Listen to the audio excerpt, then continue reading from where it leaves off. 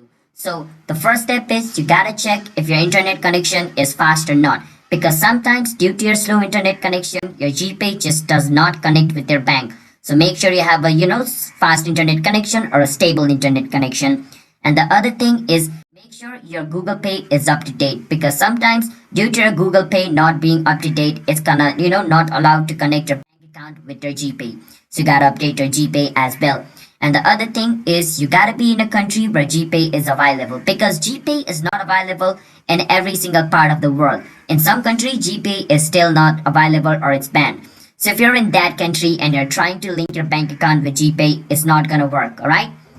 So make sure to check if GPay is available in your country or not.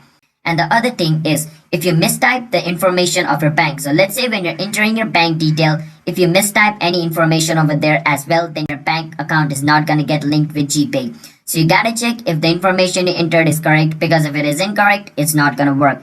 And the other thing is if your bank doesn't recognize this GPay as a reliable source of, receiving your money, they're not going to allow that transfer to happen. So if that's the case, you gotta call your bank and tell them that do you allow to link your account with GPay. If they say yes, you can link your account. If they say no, then you can't do anything, and doing anything which I say in this video is not gonna fix your problem. Alright? So that's how we guys can fix your GPay bank account problem. Just make sure that your bank account allows that linking to happen. Otherwise it's not gonna work.